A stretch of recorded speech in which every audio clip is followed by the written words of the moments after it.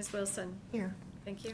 So we are going to do something new tonight, and the board has talked about this, and so we are going to start tonight. And we are going to have some students lead us now in the Pledge of Allegiance. And at each of our board meetings, we'll have other students come to our meetings and do that. So we're going to take care of that right now. Okay. He's got to come around.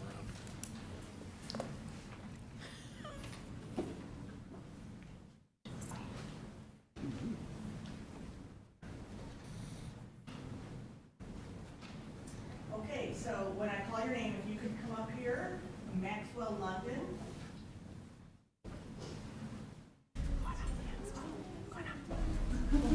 Okay, why don't we get a fifth grader? Mateo Cabral, am I saying that correct? Cabral, okay. Why don't you just stand here for a second? And Zanaya Threat. You're in fourth grade, right? And you're in fifth grade? Mm-hmm. And Maxwell London is in kindergarten. And Emily Slewinski. Emily's in fifth grade. Caitlin Thompson, also fifth grade. And then Grace Hajak.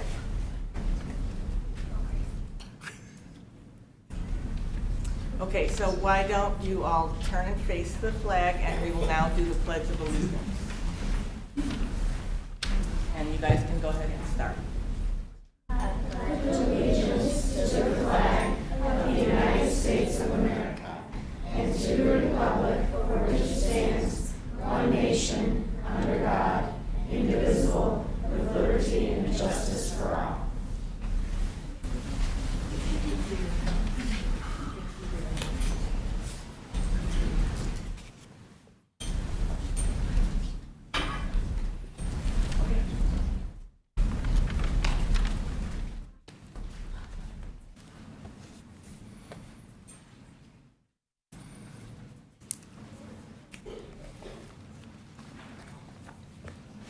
Thank you very much to the students and their parents. Okay, the first item on the agenda is approval of minutes. The chair will entertain a motion to approve the minutes of the February 11th, 2020 regular meeting of the Board of Education as presented. So moved. Second. All in favor? Aye. Any opposed? Okay, motion carried. The chair will entertain a motion to approve the minutes of the closed session of the February 11th, 2020 regular meeting of the Board of Education as presented. So moved. Second. All in favor? Aye. Any opposed? Okay, motion carried. Are there any public comments? Okay. Sorry. Oh, do you have I a think there are public public comment? comments, yeah. Okay. Yeah, no, it's, if you could state your name first. Hi, I'm Lisa Lance, and I am a Miller parent. And I just wanted to say thank you so much. I know that you guys have been doing a lot of due diligence around investigating what's happening in dual language and how our students have been doing thus far and what the future of the program is. And I just want to say thank you. I'm sure you hear a lot of times when things are broken, but this is something that we're actually doing really amazingly. And I think I can speak for other dual language parents when I say we only want to see the program grow and be more and more enriched and invested on. It stinks to know that we're turning away over 10 families every year from this program because it's so popular. So we're just excited that you guys are investigating and investing in it. So thanks. That's it. Thank you. Thank you. Okay, are there any other public comments? Hi, Leah Conover, repeat up here. Wanted to just really say what Lisa did is thank you for supporting the dual language program and continuing the support, and a couple of kids in it and love it and love what we do and in the district as a whole. So thanks. Thank you. Okay, any other public comments? Okay, we will move on to the consent agenda. The chair will entertain a motion to approve the consent agenda as presented. Number 1, personnel recommendations. 2, disposal of equipment. 3, approval of February 2020 expenditure report, and 4, ratification of January 2020 regular payroll. So moved. Second. Roll call, please. Mr. Price. Yes. Mr. Rudy. Yes. Ms. Meyer. Yes. Ms. Wilson. Yes. Mrs. Coyle. Yes. Mrs. Charlton. Yes. Thank you. Okay, so we move to our first information and discussion item, and that the first item is the creating a compassionate community at Manning Elementary School.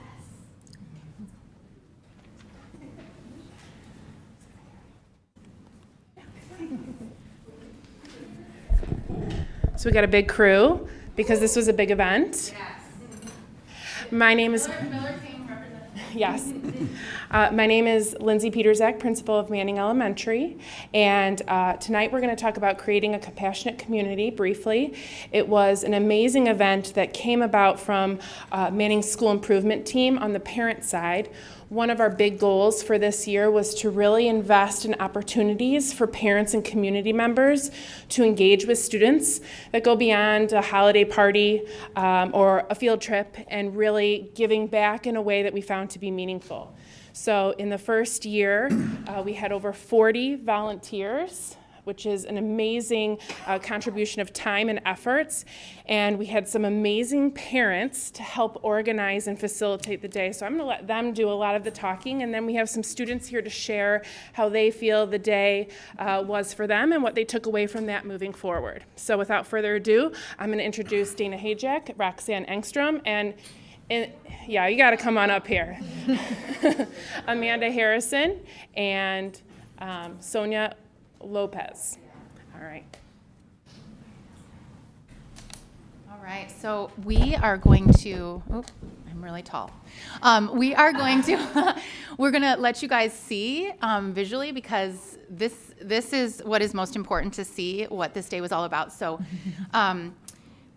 like you heard, Ms. Peterzak said, the vision was really that we wanted to do something that was a little bit out of the box, but do something that felt like us, like Westmont, like our community, the kind of community we work hard, and you guys work hard to create. And we wanted it to be about all the kids in our community and in our school, not just like, usually when you go on a field trip, you kind of are paired with your kid and a couple of their friends, but we really challenged the parent volunteers to step outside and take different grade levels and take different groups of kids. Mr. Carey he took a group of kids, you'll see the photo. And we really wanted this to be about meaningful connection. So the curriculum that we kind of wrote and put into place with all of these amazing women was really about sharing vulnerably, and we got a lot of teacher feedback, which was really exciting. And they helped us to kind of craft it, and we wanted to continue what the teachers and staff are already doing in the schools. It was not to come in and just have a fun day. It was really, we know that they're the ones doing the heavy lifting every day in our buildings throughout our district. And we wanted also to invite a lot of community members in. I think one of the biggest wins was that about half of the volunteers were not people that are in the building all the time. So we are really we want to have that welcome to other folks, and we wanted to encourage them to share vulnerably. And as you look at the photos, one of the things when I was editing these that I just couldn't help, I was tearing up because I'm a big dork and I cry a lot anyway, but I was looking at how close the kids are to the adults and how small those groups are and how meaningful that is. Because in a school setting, we know, right, we have 1 or 2 teachers in a room with a larger group of kids.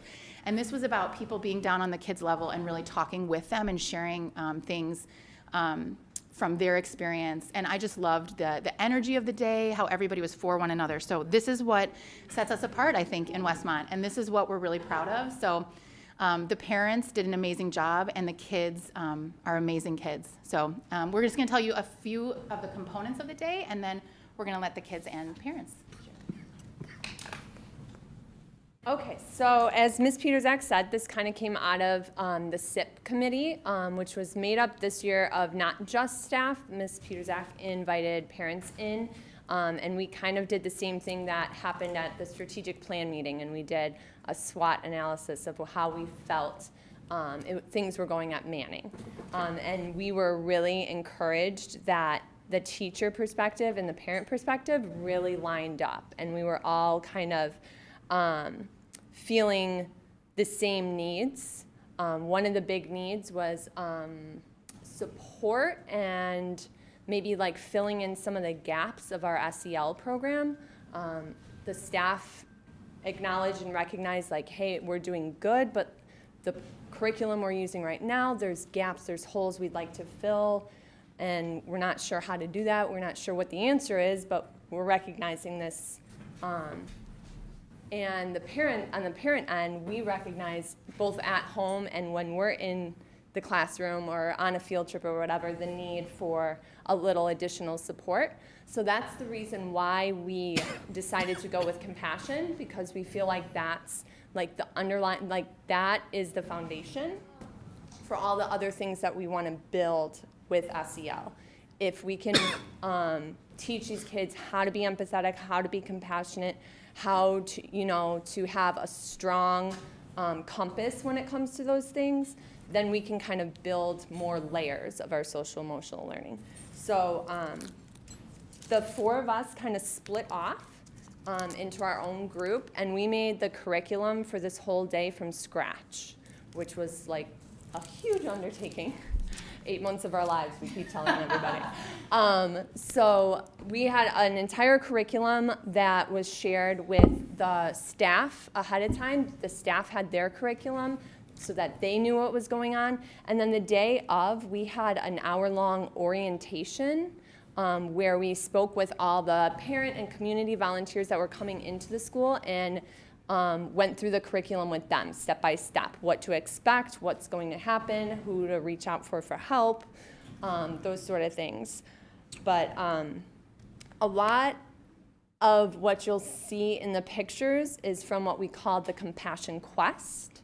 It was kind of like a scavenger hunt, or like they would get an envelope, it would have a scenario in it. They'd read the scenario with their group and they'd try to solve whatever situation was happening. And we don't like to say that they're solving a problem, because it's not necessarily a problem, and there's not necessarily an answer like there is on a math test. There could be 8 different acceptable answers, and we wanted to make sure that the kids, that was our main vision, was that the kids saw that there's no one right way to be compassionate. There's many different ways.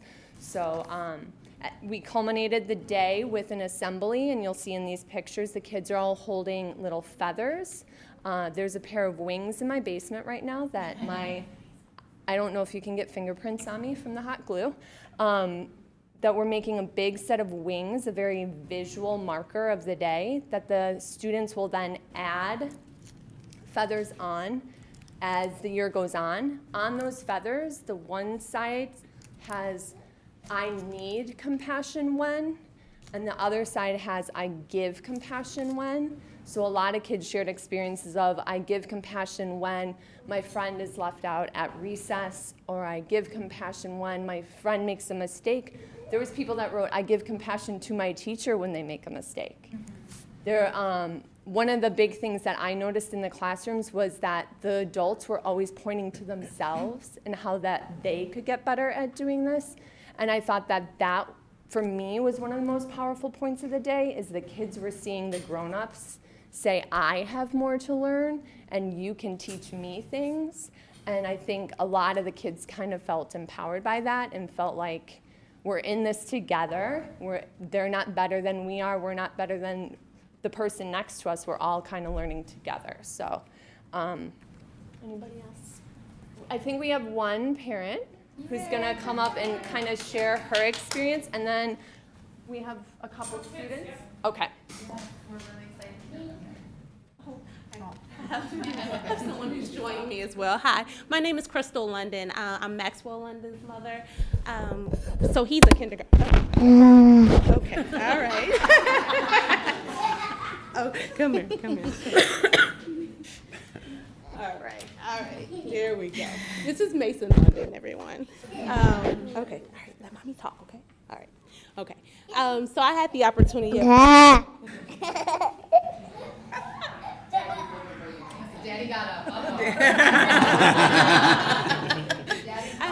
I had the opportunity to participate in the C3 Day. When it came through my email, it really resonated with me because this is something I talk about a lot at my house, just being kind, being a compassionate person. And, we focus a lot on academics, but the social and the emotional portion, development is great as well. So I was excited to really be a part of this day. It gave me a true appreciation of the teachers. I had a group of 6 kids, and I had a hard time commanding the room, so I can only imagine with 20 or 21. But it was just a beautiful day. I talked a lot with the kids, and they just, they really opened up. I felt like they were really getting something out of it. You could tell the scenarios really resonated with them, and that it had happened to a few of them, and they were very open and talking about that with me. So it was just a true blessing to be a part of something like that. And I thank you guys for really putting it together, because I know it was a lot of work. So thank you. All right, so we're going to have some brave souls of students come up and quickly introduce themselves and then share what the day meant to them. So if we want to start with our 5th graders, if you'd like to come up.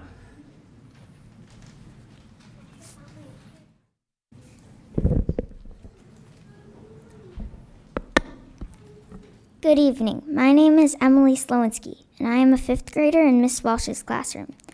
C3 Day was important to me because it really helped me to understand the true meaning of kindness and compassion.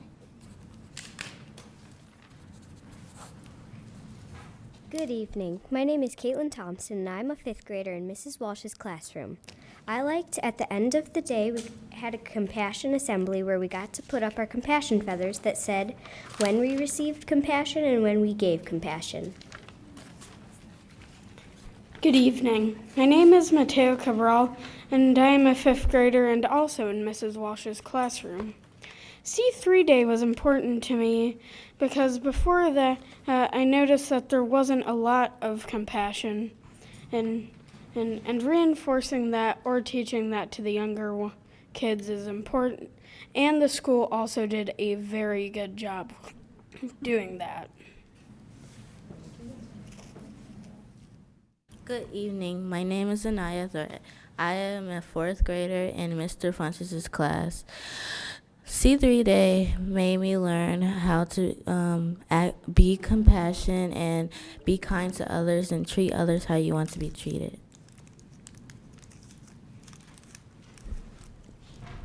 Hi, my name is Maxwell, and I'm in kindergarten, Mr. Ricula's class. I liked about the day because I learned about that I need to give compassion sometimes and need to have compassion. All right, and our last, this is a soon-to-be Manning meter. You wanted to invite us all? Our last person who's going to present actually did some artwork for all of our leaders by creating necklaces. So she's going to introduce herself and share why she created what she created. It was on her own volition to do that. So sweet. So Gracie. My name is Grace Hayjack, and I'm in 2nd grader in Miss Gordon's class. I made the necklaces for C3 Day because it is important to be kind, because you can make a new friend. My favorite part was that the compassion quest. We learned compassion for our friends and classmates. It makes everyone feel happy. To show them you're cool. So she made bling, and all of the volunteers wore these, and we still have them. So like I was in the building last week and I wore mine. So. But I wanted to say before we end, we're just really grateful that we just represent a small group of the parents that really care deeply about these things. The fact that we have innovative leaders like Ms. Peterzak and teachers at our schools that would trust us crazy people with these ideas to come in says a lot about our district. And this, test scores matter. A lot of that stuff matters. As a former educator myself, this is what matters more. The kind of community that actually values compassion and will put time and energy into training up and knowing that kids who are compassionate are going to have successful lives. So thank you guys. Thank you.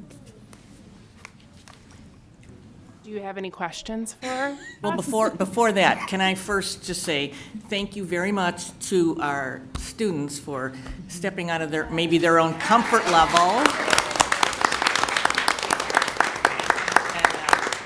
Coming before a microphone. Some people are nervous, some aren't. But first of all, thank you for sharing your day. Thank you very much to the leaders, the teachers, and the parents who led this, and all the volunteers who spent the time doing that. This is what Westmont is about. So just to all of you, thank you very much. Before we get to questions.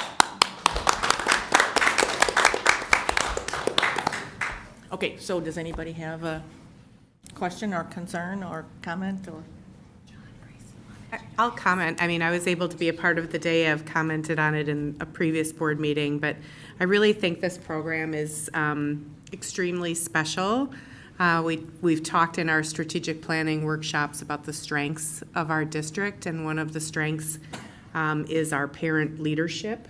And I think these parents showed tremendous leadership in creating this program and taking the initiative. Another strength is just our community and the fact that all of the community was able to participate and build relationships with the students. It just is something very unique and very special. The fact that it reached all the way to kindergarten is also, I think, really, really valuable.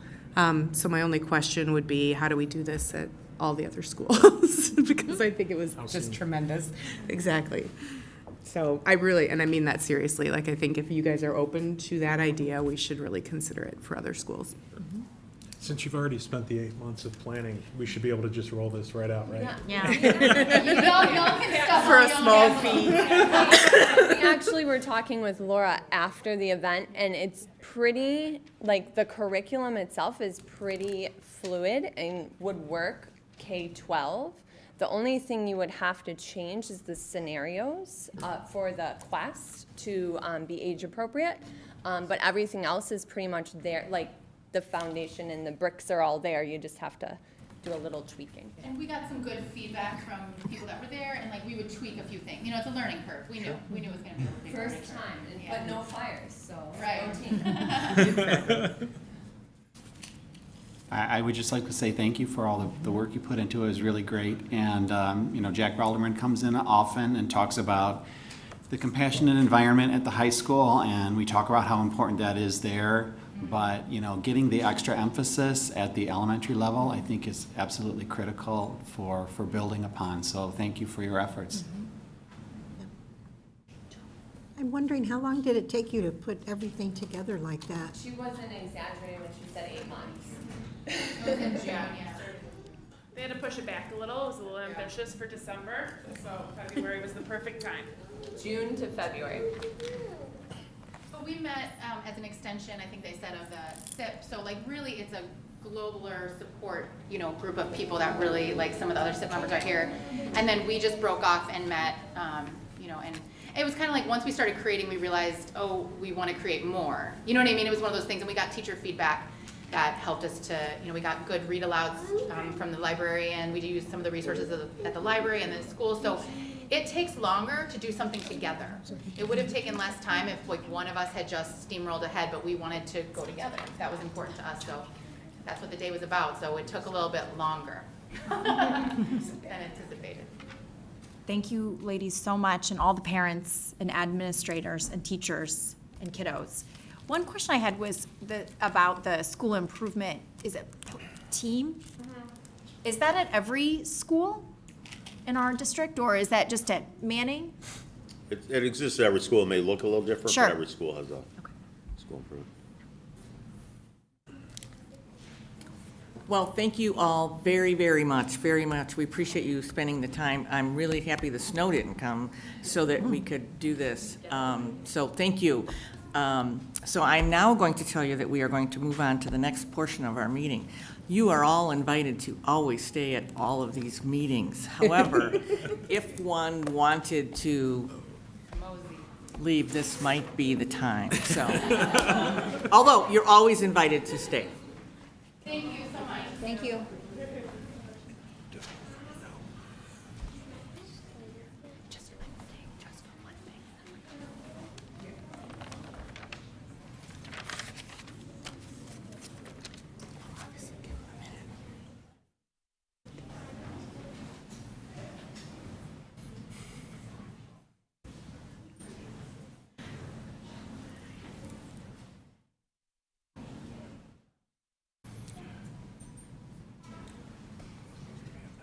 Okay, we will move on to the next item is the dual language program data.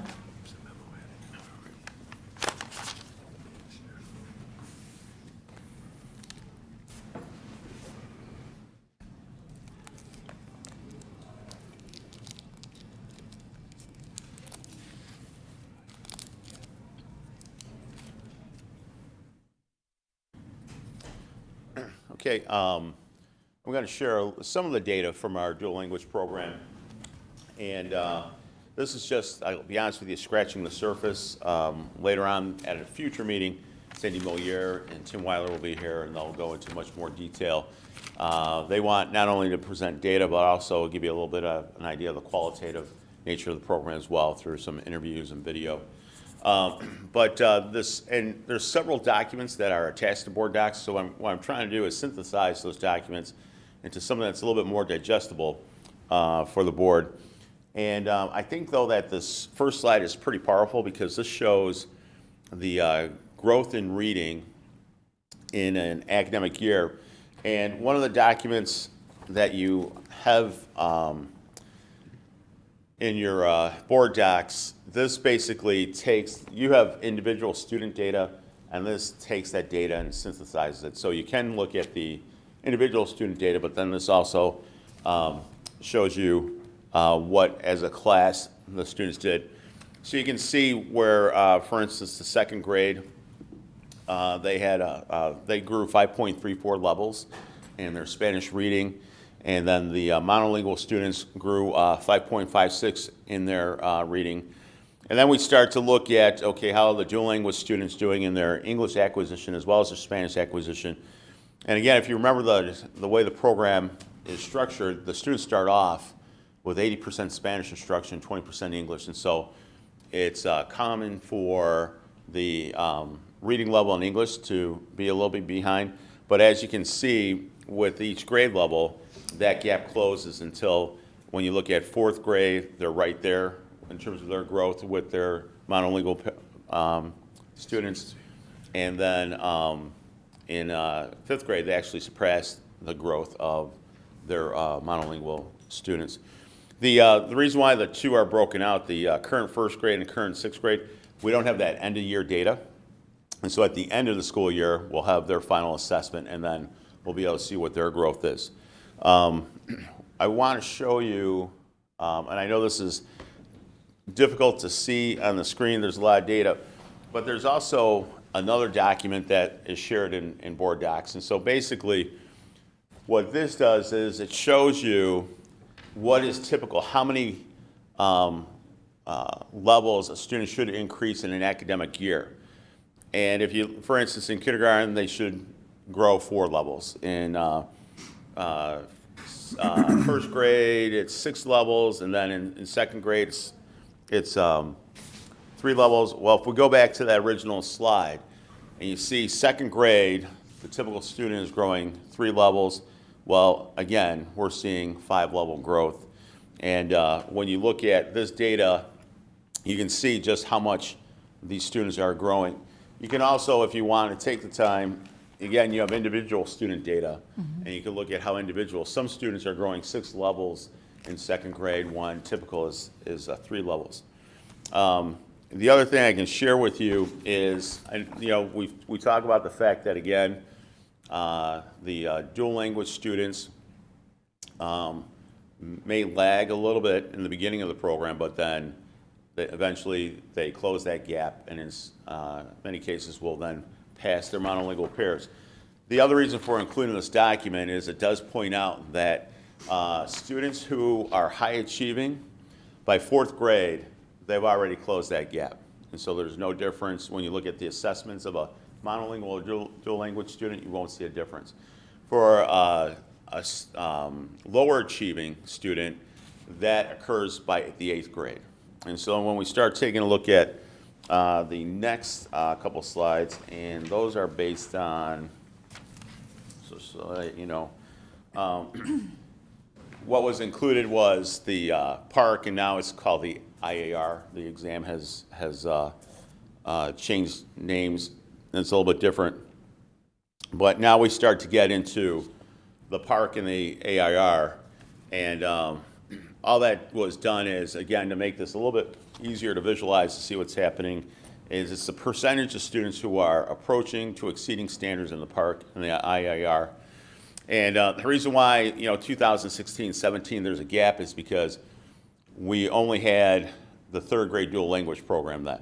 We didn't have a fourth grade. And you started assessing in third grade. So you didn't have fourth and fifth grade data. And then the next year we pick up fourth grade data, and then the following year you pick up the fifth grade data. And so this shows you a little bit of longitudinal growth, And again, you can see that that gap is closing. And as these students get into sixth grade, that gap closes more. They get into seventh grade, and then eighth grade, there shouldn't be a gap anymore.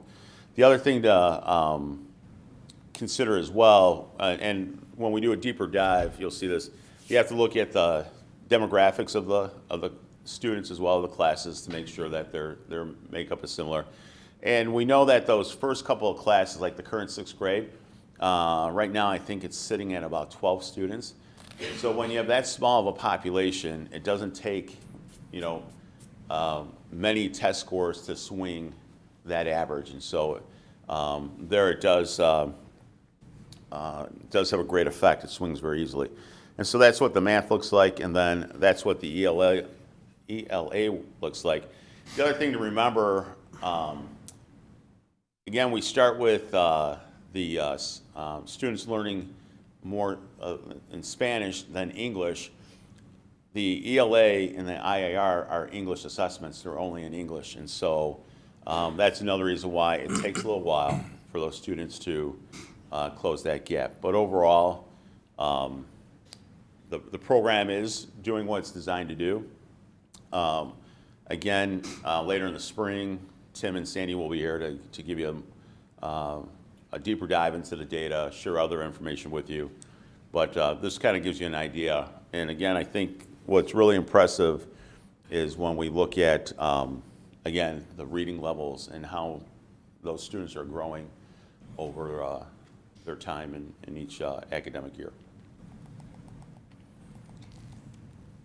So Kevin, just a clarifying question.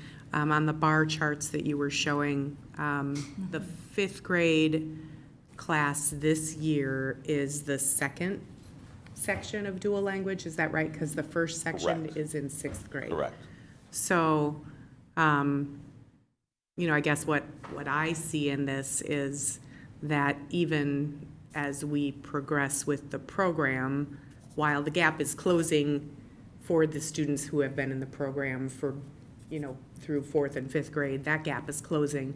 But it also seems like the longer we have the program, the less of a gap there seems to, I'm making a little bit of a leap there, but it seems like there's a smaller gap, and I would hope, and I'm asking, should we expect to see that gap be less and less as we get more experienced in the program as well? Yes, because even, staff development, we've done a lot of staff development since we've brought the program on.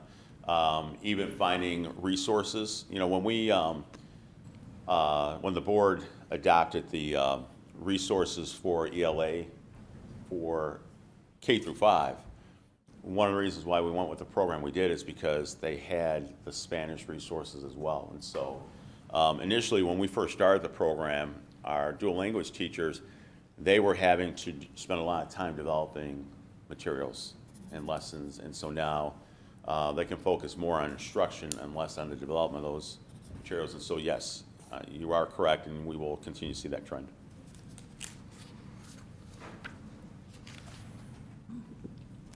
I have like 1 million questions, so someone give me a dirty look. John says one question, so I'm gonna let him go first. No, saying for you. Oh. Yeah, narrow down. I think I have some thoughts that I just want to make sure get answered when we do a deeper dive on the 24th. So I'll read those off. But I wanted to clarify the preliminary data that we have here. So if you don't mind going back to the slide where it shows the, This one? yes. Yes. Which I don't have in my, oh, there it goes. Okay. So I don't know if I'm reading this correctly. You correct me if I'm wrong, Kevin. So let's take the graduation year 2029, and let's take dual language. So they have a 2-level, almost 3-level growth in English reading, and they have a 4-level growth in Spanish. That data isn't accumulative. It doesn't count like a 6-level growth between the two. Correct. We're just looking at things individually. Correct. Why are there some gaps in, for example, sorry, my brain is not, there's no gaps. Okay. I'm just reading the chart quickly and my brain is slow. So the things that I would love to see on the 24th, one comment that I've heard from some parents who do not have students in the program, and when we're looking at our deficit and we're looking at all of the cost of our programs, I've gotten a request that we get the cost of this program in particular. I'd also love to know, this is the first time we've done a program evaluation for dual. So on the 24th, I'd love to hear because of the program evaluation, what are some of the things that the administrators are making changes with? Man, we realized that in 3rd grade, where there's a bigger gap or whatever they found. How are they changing things to meet the data and what they're seeing? And also, if we could pull out our native Spanish-speaking students and compare them. This is a wonderful start. I'd love to see how our native Spanish speakers are doing. They really would have the most benefit. So for our parents, I have a student at dual, so I know this, but part of the benefit to the whole district in having a dual language program is when you have native speakers, they're not falling behind in things like math because they're being taught in their native language. So hopefully over time, they're going to have better test scores overall. So I'd love to see if we're really getting that demographic, how we're doing with that demographic in particular. And what would you say are some of the benefits to the whole district of the program, other than the students that are in it? Sure. And I think kind of, I guess, one benefit is, we're one of the very few school districts in the state, let alone DuPage County, that have this type of program. So again, I think it's something, again, our district, I think our calling card is that we are innovative, that we want to make sure that we're meeting the needs of our families and our students, and I think this is one example. I think it's also the exposure to culture, so it's not just the language, but also just different cultures, and so when one of the nice things about when you walk into Miller is you see that, as throughout the year you see examples of how Miller is not only, celebrating, different cultures within the building. So I think that's really powerful as well. And just very quickly, in terms of we can bring the cost of the program, but I know one misconception is that, we're utilizing teaching staff differently because we have a dual language program, and it's we're having to add teachers, and that's not true because Miller's always been a 2-section, 2 classrooms at Miller, and so even if we didn't have a dual language program, we'd still have to have seats for our students, and so we would still have 2 kindergarten, 2 first, 2 second, 2 third. I mean, that still would be the case, and so. Really, once I think we can, show you the cost, but I think you'll see that it really isn't, something that's really a high-cost program in order to have. Yeah, I mean, I think, Kevin, it would be important for, any community member who has concerns about the cost to show what the incremental, not just the cost of running the program, but what is the incremental cost of running the program versus just having the program not exist, but be caring for those students in other ways, because it wouldn't just be the teaching staff, it would be other supports if I understand the program correctly. So I think truly understanding what the incremental cost of the program is really important. Are you done with, do you have Nope, like, I'm- how many thousand more? Nope, I'm good. I'll save That them for. wasn't 1 billion. We're having the larger deeper dive on the 24th of April. Is that correct? So I'll save my other 1,000 questions for Tim. I just have I have a quick question, just so that I myself can understand. So if I look at this chart, that if you could put that up again, this one, Yep. that one. So if I understand this, so first of all, I can't believe we're talking about kids graduate in 2029, but let's talk about it.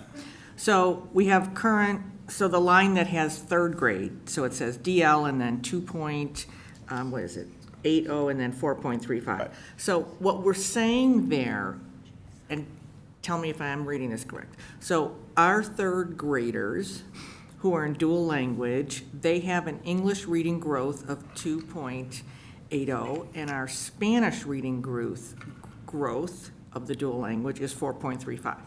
Am I reading that correct? Okay, so that's what they are doing. Is there a average of what a third grader should? I mean, then we now have our third grade monolingual, and they're at 4.19. So when I look, this shows me what they have done. I'm asking that question. Is that correct? Correct. Okay, so, and, I know there's Illinois standards or whatever, and we always tend to want to be higher than the Illinois standards. But is there a standard for each of these grades of where we want to go? Yes, and that's what the next slide is. That shows you, like, for instance, third grade, the average third grader will grow 3 levels in an academic year. And so, based on this data, that third grade group in dual language, they're a little bit less than 3. Okay. At 2.8, but then the Spanish exceeds 3. Okay. But then when we look at the fourth grade, again, fourth grade is 3 levels, and again, that gap closes then. Those students are growing that rate, and so, Okay. so that's what we're seeing. I was trying to tie the charts together, and Sure. other than the very pretty colors, I was trying to figure out how that played out. So, okay, that was my one question so far. Okay. I actually have one more request for the 424 Sure. meeting. Just the way the data is organized, this will help my brain. So if 8th grade for our lower achieving students is the goal to close the gap, I guess we don't have any 8th graders, do we? Not for a couple Shoot. years. Yeah. I was gonna 6th say, grade. it would be great to know what percentage of our students are closing the gap by 8th grade. Sure. I guess we could do that in the 2 years, just to know where are we at, and if we are not reaching the majority of those students, what do we need to go back and do? Right. There's one thing that Dana said that I think is extremely valuable, and I really like, first of all, I would like to thank Tim Weiler for putting this together for us, because I know that the board calendar has April 24th as a dual language update, but with the question with the presentation that we had about the dual language program moving on to the junior high, there were some questions that board members had specifically about these kind of things. So I appreciate getting some early data, because we do have upcoming voting on the dual language for the junior high. So I appreciate that very much, because it does help, I know, as individual board members, to look at the programs. And the one thing I think that is very mature is to look at, so what did we learn? So nobody has ever said, hey, let's just get started and we're going to rock this. I think that is a very mature way to look at things. So I would be very interested to hear, especially, I know one of the things we talk about is small giants. We want our people to try things, and if it doesn't work, let's find another way, and let's find another way. So I would be very interested to hear those kind of things, sure. Especially, what did we learn? That I like that. Yeah. Not to be a stickler for detail, like 5 or 6 times someone has said on April 24th. Is it the 14th or the 28th meeting that will be presented, not the 24th? 24th of Friday, I'm not coming. I'm not coming. Didn't you know that we set a special meeting for Uh-huh. that? Well, it's either the 14th or the 28th. I just wanted to clarify since Hold that's. on. Thank you. Hold on. Thank you.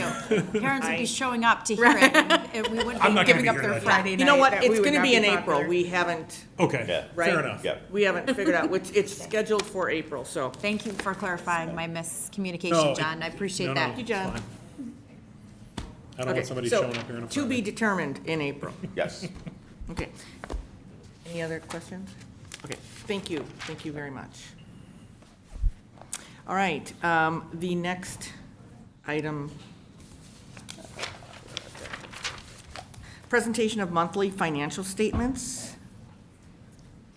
All right, the January 2020 financial statements are attached. During the month of January, it was not a lot that went on, but we did receive $274,000 from the state. All of that was in the education fund. And overall, there are $196,000 of fiscal year 20 payments that have been vouchered, but we have not received them yet. And in the ed and tort funds, revenues are slightly higher than the prior year averages. There are $61,000 of fiscal year 20 payments voucher, but not released in that fund. In the O&M fund, the revenues are comparable to the prior year average. And in the transportation fund, this month they're higher. And again, that changes based on the timing of state payments. And we're still waiting for that second quarter transportation categorical payment in the amount of $135,000. As far as expenditures go, in the ed and tort funds, the expenditures are comparable to the prior year average. And in the O&M fund, we were 48.79% spent to date this year. Last year, 49.78% spent, so just a little bit higher. And again, the transportation expenditures vary with the timing of receipt of invoices, and right now they're a little bit higher than the prior year averages. I did want to point out on the investments, and you'll start to see until we get our tax installment payments in the end of May, beginning of June, you'll start to see that investment balance going down as we need to use that money to pay our bills. If you look toward the bottom of that page, we did open up a separate account to track that Hackbrush donation for the high school. So that is there separately, but that also now is part of our ed fund balance. So that money can only be spent at the high school. So if you when you look at the fund balance for the ed fund, subtract $250,000, so we're really right at about $9 million right now. So those are some of the things that we're gonna have to start to, be cognizant of as well, that we have some money that's designated for specific purposes. And I just wanted to point that out to everybody. And then the lunch report is there, as well as all the student activity account data. Does anyone have other questions for me? I have a question about the student activity accounts. Okay. So one thing I've noticed is month to month, let's take Manning's, for example, the line 60 gifted program has like $270 in there. These are tiny little amounts of money. Some of them have just stayed and it doesn't seem like they're getting spent. Yes, that happens. And so each year when we have our audit, the auditors come through and ask, so what is that money for? What are you doing? The gifted program, I would say, because that's kind of gone by the wayside, that would be something that I could work with Lindsay about, spending that on some type of enrichment materials for students or things like that. Some of them, it just kind of depends what they're doing and during different times of the year. Some of the things, you'll see activity more toward the end of the year. So prom, things like that. It just depends on it. Sometimes they might be saving money for a particular purpose. And so those are all the kinds of questions that we kind of ask, toward the end of the year to make sure that we're not accumulating large balances or that there's some plan for those monies. Thank you for clarifying that. Okay, any other questions? Okay, thank you. The next topic for discussion is 2020-2021 student fees. Okay. This year, we are not asking for an increase in fees. Last year, we increased the PE fees, and then this year, we did not increase registration fees, and we're not looking to increase those again this year. But we do have 2 fee increases for the junior high gown and the high school cap and gown, and those are increased because that's a direct cost that comes to us from Jostens. One of the things I'm also working with, I would like the district to get out of the cap and gown business if possible, and have parents buy those items directly from Jostens. I know my children are old, and when they were in high school, we bought it directly from Jostens. So we're working on that. They do have that option available at the high school, not at the junior high. Not sure why the two are different, but so that might possibly be something that we work toward, and parents just deal directly with Jostens. Typically, they have their representatives come in and fit the kids, and then the parents pay them directly, and then we don't have to be the middleman in that piece. So that's what I'm going to try and work toward. Before you move off of that, can I just because I know my own ears perked up, you're not saying we're getting rid of cap and gowns. You're saying we're getting rid of being the middleman of. Okay, yes, thank you. yes. Just No, yes. in case anyone else. Yes. Did anyone else hear that? Okay. And Okay, thank you. then, so you can see there's a 10-year history of our fees that's attached. And the other thing is, right now, we don't know if we're going to have to raise the prices on our school lunches, and that is dictated by part of the National School Lunch Program and the USDA, and so there's a calculation that we have to go through to determine our pricing. Last year, we didn't know that until June. Sometimes we know it sooner, and so as soon as if we get that information, we need to increase prices, we'll come back and let you know and have you approve that at that time. Does anyone have questions?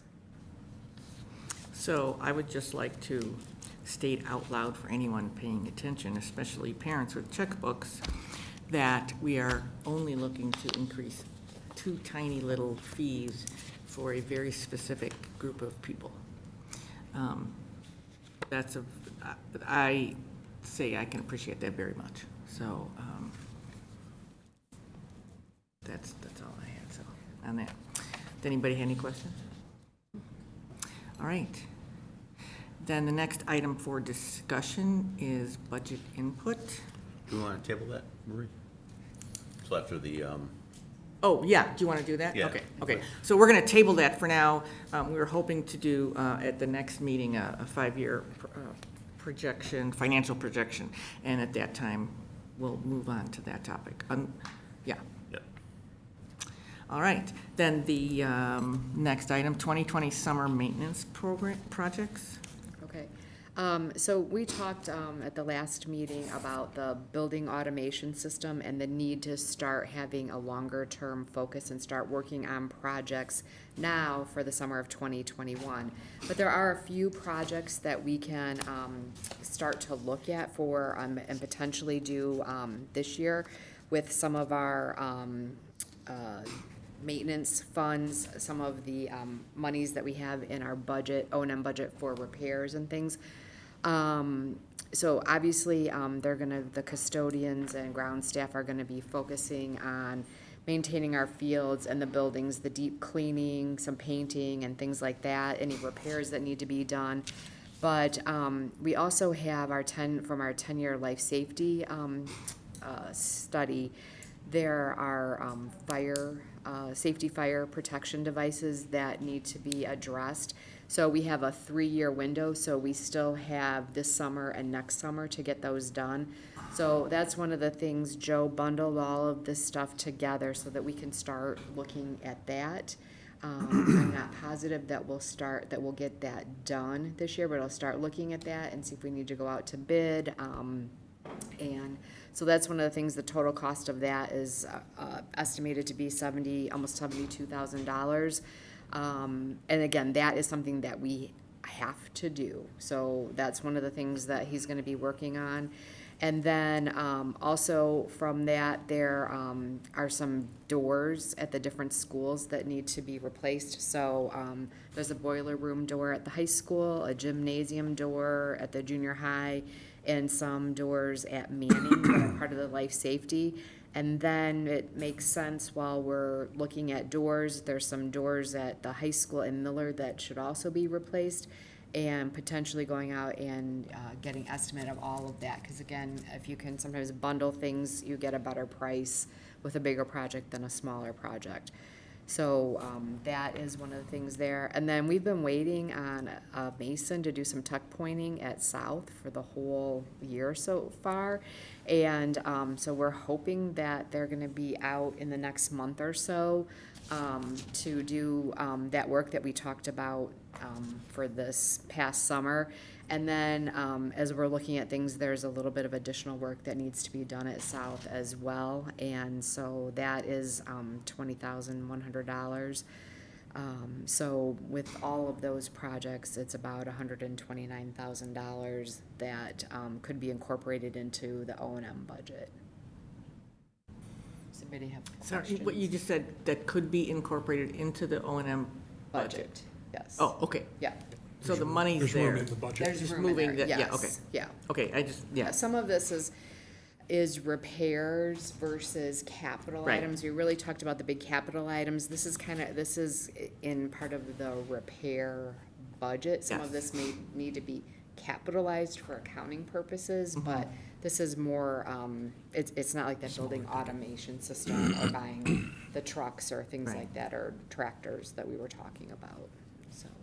Well, and thank you, because we had talked about that at our buildings and grounds, and I think at the last meeting, just because we were talking about 2 huge projects, it's not like there isn't regular work going on over Right. the summer months. We always have Yes, summer and there's always, projects. there's always things that come Sure. up, there's always something that breaks that needs to be Right. repaired, and. Just like everywhere. Yep. Just like my house. Okay, great. Anything else?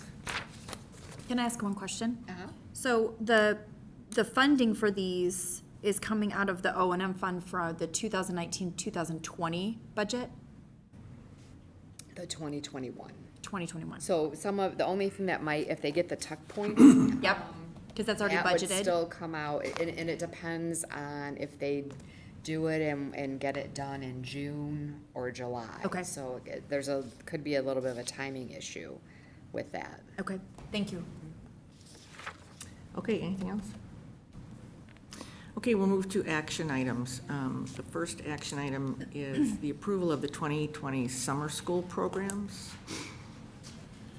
At our last board meeting, I presented to the board what was being proposed for the 2020 summer school program, and so we're asking for the board to approve the program.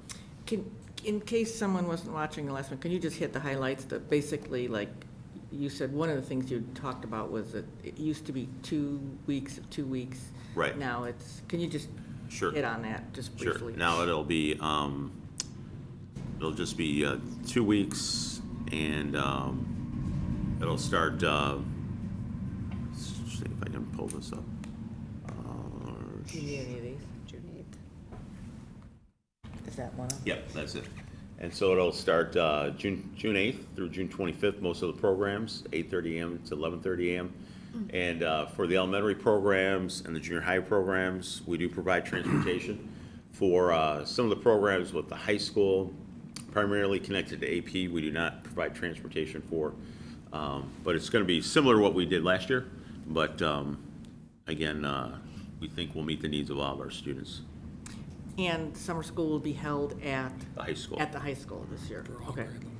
And then after the summer school programs are approved, then how quick, when does it start that we start reaching out to the families and letting them know? We'll start, that it is February. We'll start getting the information out to parents, and then I believe it's March 15th registration begins. And then we do have a cutoff in May, but typically we allow parents to continue to register. Okay. Does anybody have any questions? So I want to clarify, we said two different things. We said that it was 3 weeks and then it's 2 weeks. When I'm looking at the dates, it's 3 weeks. 3 weeks, I'm sorry, 3 weeks. I proved myself to be not great with dates at this No, meeting. I'm but- sorry, I should have said 3 weeks. Okay. So instead of 2 weeks and 2 weeks, it's going to be Right, it's 3 weeks at one time. I did have a comment. As a parent of a fifth grader, I noticed, after the meeting, of course, that fifth grade parents hit the jackpot with the current schedule. Because fifth grade boot camp is for current fifth graders, and the junior high has 2 programs that are for incoming sixth graders. Yes. So there's 3 opportunities for fifth grade parents. That's like 5 weeks I could send my kid to. I'm sure that's not intentional, so that's something I thought we could look at for next year. But as a fifth grade parent, I will enjoy those 5 weeks and take full advantage and encourage my other fifth grade parents to do so as well. But it is something I noticed that there's a little bit of an overlap there with that particular grade. Not that I'm complaining. Well, I do know between that and the move-up date, I remember the most important thing was learning. The kids had a lot of time to spend playing with the lockers, learning how to open the lockers. I remember that they found that extremely valuable. So maybe that's why there's extra time. Yeah. Just kidding. Okay, any other questions? The chair will entertain a motion to approve the CUSD 201-2020 summer school programs as presented. So moved. Second? Roll call, please. Mr. Rudy? Yes. Mrs. Stromeyer? Yes. Ms. Wilson? Yes. Mrs. Coyle? Yes. Mr. Price? Yes. Mrs. Charlton? Yes. Thank you. Okay, then the next item is approval of the 2020-2021 student fees. The chair will entertain a motion to approve the 2020 through 2021 school fees as presented. So moved. Second. Roll call, please. Mrs. Stromeyer? Yes. Ms. Wilson? Yes. Mrs. Coyle? Yes. Mr. Price? Yes. Mr. Rudy? Yes. Mrs. Charlton? Yes. Thank you. And then approval of the Westmont Junior High School Data Dual Language Program recommendations.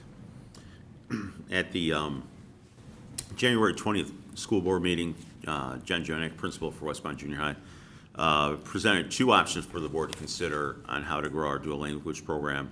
Option 1 would make it truly a dual language program all through the 8th grade, and the cost of materials for all 3 grade levels is $11,189. The other option was looking at having dual language through 6th grade, and then essentially 7th and 8th grade ends up being a Spanish class, Heritage Spanish. And that is approximately about a $10,000 cost with option 2. And it's the recommendation of the administrative team for the board to approve option 1 for the junior high.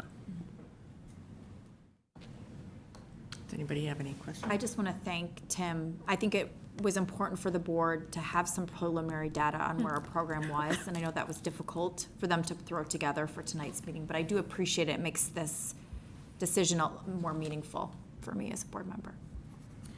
The only question that I had, and I was at that meeting where we talked about that. So can we just go back to that these funds, do they come out of our dual language budget?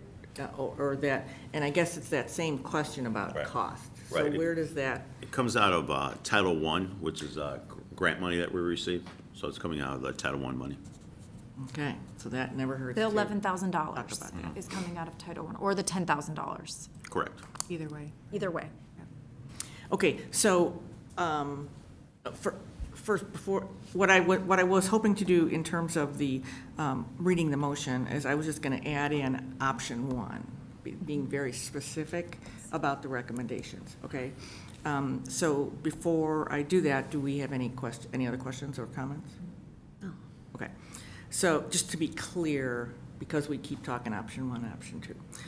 Okay, the chair will entertain a motion to approve the Westmont Junior High School dual language program recommendations, which is option 1 as presented. So moved. Second. Roll call, please. Ms. Wilson, Yes. Mrs. Coyle, Yes. Mr. Price, Yes. Mr. Rudy, Yes. Mrs. Stromeyer, Yes. Mrs. Charlton. Yes. Thank you. Great. Okay. Then we will move to the superintendent's report.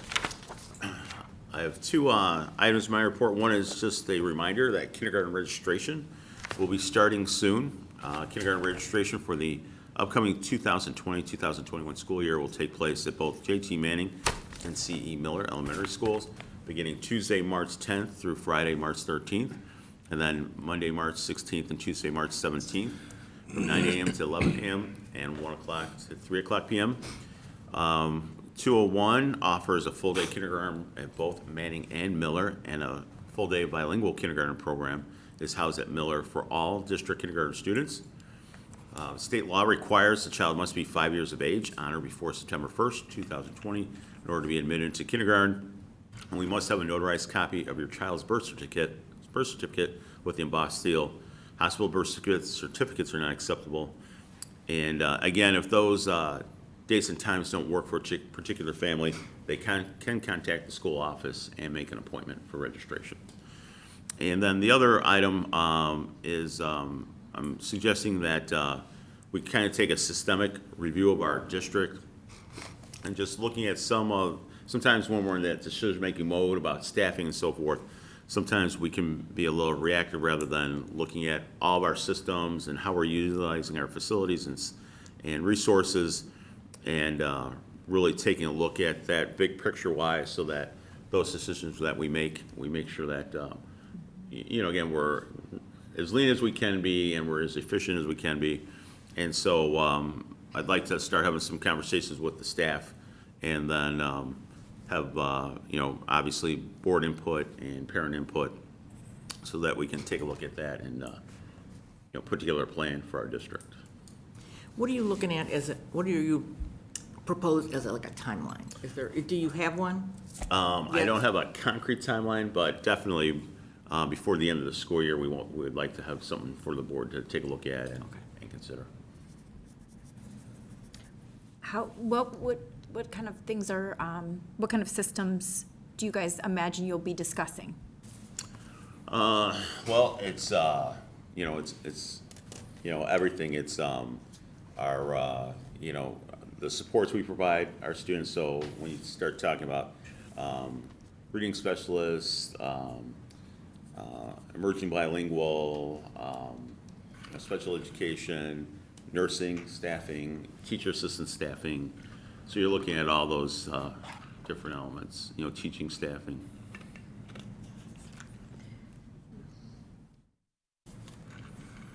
So you're talking about all resources, physical and human.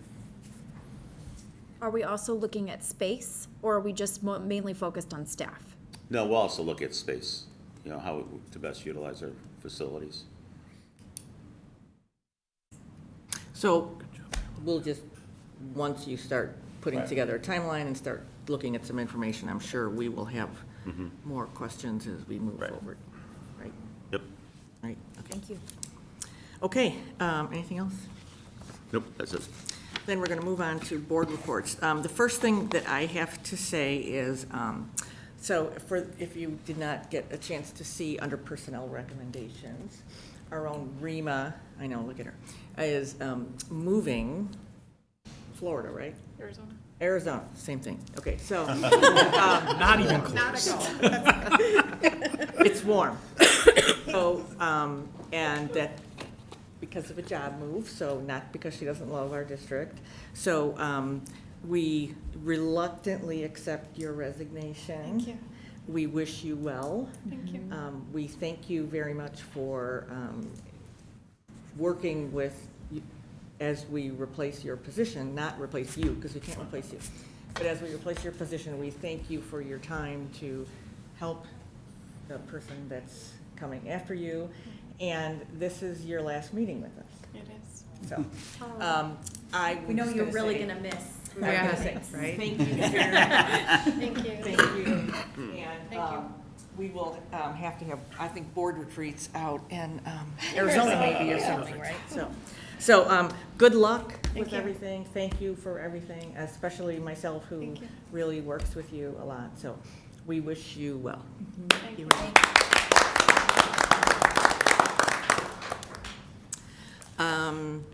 The other thing that I just wanted to say is just a phenomenal job with the high school musical. It was truly, for those that saw it, even if you didn't see it, it was really one of the best that we've ever done. I thought it was very well done. I am continually amazed at the talents of our students. And I mean the students on the stage, behind the stage, planning, all elements of that. And so it was a very well done production. And so kudos to everybody involved. It was very well done. Worth twice the price, but, so, anyone else? Well, I also went to the play, and I was also very impressed as well. I also went to a booster meeting, and the boosters are always looking for families to join. They enhance the recreation program, and they also cover all the senior banquet. They maintain the sports wall going into the auditorium, and they also have a booster scholarship. So they're always looking for help as well, which leads me into my next one. Kevin, I'm wondering if we could have an invitation to the PTOs or the boosters, band or athletics, so that we know what their events are. If it weren't for Facebook and the PTOs there, I wouldn't know anything. I wouldn't know that Manning was having an auction for the kids. I wouldn't know that they needed somebody for the bake sale, of which I've already, volunteered for. But if we don't know what they're having, we can't get involved. And by the time Marie reads it off, it's like there. It's ready to go right now. I did mention to the boosters, well, why don't you come and tell us what you're doing so the community would know as well. So that's always an option too. But I'd really like to know what the other schools are doing before it's right there on that day and it's too late to do anything. Sure. Thanks. I just wanted to mention two things. First of all, Miller had its family dance this past weekend, which there's members of the Miller PTO here in the room and also at home, and I just wanted to thank all of them. It's always a fun time. My kid came home saying she partied all night, which was 8:30, so maybe not all night. But Wait. They had a blast, and it's a lot of work to put on that event, so just wanted to thank them. And then also, Snow Flurry was this weekend for 4th and 5th graders, and we were able to attend the presentation at the end of that event. Snow Flurry is a day, sort of the start of the snow program that is in our district. And it's just a day for kids to learn about compassion and working well with others. And that was really awesome, great experience for all the kids. And I just want to thank the staff volunteers that helped lead that as well, because that's a Saturday of their time that they give to make that happen. So it's a great event. I went to two things. So one, I went to the junior high trivia night, which is always a blast. And we were second place, very close to winning, but we did not win. And so I thank all of the junior high PTO staff or parent volunteers. And Mr. Jonek and Mrs. Quattrone showed up to that event, and giving up time on a Saturday night is a sacrifice. So we appreciated seeing them at the event as well. I also wanted to follow up, for the joint committee meeting that we had for strategic plan. I know last meeting we briefly talked about that and how wonderful it was to see so many parents come. And I just wanted to make sure that we gave parents a heads up on what was going to be done with that data and what the next steps of getting parent involvement were. So wanted to make sure we didn't miss that. Do we have another date scheduled? We don't have a date scheduled yet. We're in the process of processing that data, so that we'll be able to share like the common themes that came out of it, Okay. and then those next steps. But will there be another Yes, date? there will be. Okay, so there will be another date, okay. And Kevin, that next date is going to be, there'll be kind of a draft, Right. is the plan that there's a draft strategic plan and then parents are able to give, or community members are able to Right. give input on that draft.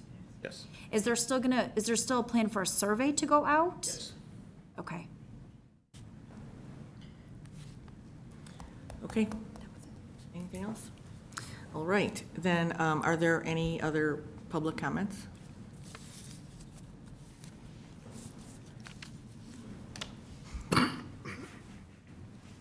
Hi, my name is Jill Hawkins. I was at the last meeting, and I just want to say thank you for approving option 1 for the dual language program.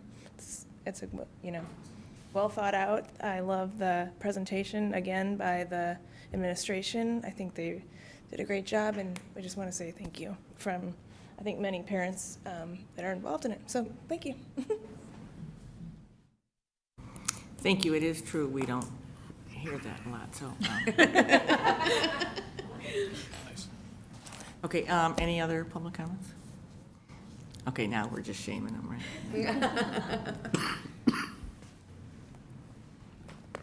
Hi, my name is Vicki O'Pierre. I have 2 kids in the dual language program, one in second and one in third.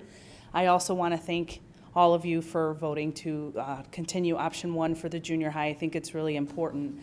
From myself as a child, I was exposed to the Spanish language because both of my parents spoke Spanish, but then they stopped teaching it and I kind of lost it. So I think it's really important for this program to continue so that our children can continue to have that dual language and hopefully graduate with the biliteracy so that they don't lose that, because it's very important. I'm actually relearning myself now and helping my kids. So I really thank you guys. We all really appreciate it, and we're very, very thankful. So I think the dual language has been wonderful for this school district. When we first moved here about 7 years ago, we were renting, hoping that we wanted to go to Downers Grove. And we fell in love with Westmont and chose to stay here, partially because we love the community and we love the sense of family feel here, but also when our kids enrolled into the dual language program, it's something that we want to see finish through. So thank you so much. Okay, any other? I have so many words. Okay, Lisa Lance again. You spoke a little bit about it in your presentation, thank you, Mr. Carey, of the data around dual language. I think I can speak for lots of us that one of the things we love about our district and about our community is the racial, socioeconomic diversity in our community. And so as you guys are working on kind of processing all that data around strategic plan, it seems worth saying, and you don't have to have an answer, obviously, but maybe as you continue to talk and communicate as a board, I'm particularly interested to know what the board aims to do to specifically reach out to the voices of the lower economic, we have lots of folks that make us Title I. So what are those families seeing as needs, as strengths, that sort of thing? What are the people of color in Westmont thinking in terms of not just dual language, but we have lots of racial diversity. Mrs. Chapinski can speak to that. And so I just want to say thank you so much for the good work that you're doing, but how do we even further champion that beautiful diversity that we have, and what does that look like for you guys to be intentional about that and to empower us as parents to foster that? So thanks. Okay, any other public comments? All right, then, future meetings and events. Teacher Institute Day is this Friday, February 28th, 2020, and there will be no school. The Manning Elementary School Kindergarten Open House is March 5th at 5 o'clock at Manning Elementary School. And then the Manning Elementary School open house is on March 5th at 6 o'clock. Are those, is that 5 o'clock and then 6 o'clock? Okay. Then, as Mr. Carey mentioned, the kindergarten registration is March 10th through March 13th and March 16th and 17th at 9 a.m. through 11 or 1 through 3 o'clock. And that is at Manning and Miller Elementary Schools. Parent-teacher conferences, March 12th, 2020, that's 5 to 9 p.m. And there is also early dismissal that day. Each of the schools has their own dismissal time. And then parent-teacher conferences are March 13th, 2028 in the morning till 11 in the morning, and there's no school that day. And then the next school board meeting, again, who scheduled this? March 17th, 2020 at 6 o'clock. Also St. Patty's Day. And Election Day. And Election Day. Sorry. Thanks. What color are we gonna wear? Anyway, okay, Westmont Village Hall. The chair will entertain a motion to enter closed session to discuss personnel issues, collective bargaining, and student discipline. So moved. Second? Roll call, please. Mrs. Coyle? Yes. Mr. Price? Yes. Mr. Rudy? Yes. Mrs. Stromeyer? Ms. Wilson? Yes. Mrs. Charlton? Yes. Thank you. And we will not have a vote after closed.